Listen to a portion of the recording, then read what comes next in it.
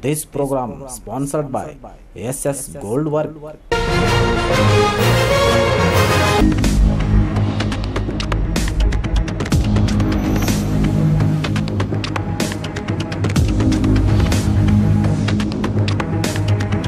स्वागत है आपका बी न्यूज नेशन में। मैं हूं आबिद शेख। सावधान बीजापुर, शातिर चोर ने उड़ाया शराबी का मोबाइल फोन। रेणुका बार में एक शातिर चोर ने शराब के नशे में धुत व्यक्ति का उड़ाया उसका मोबाइल फोन।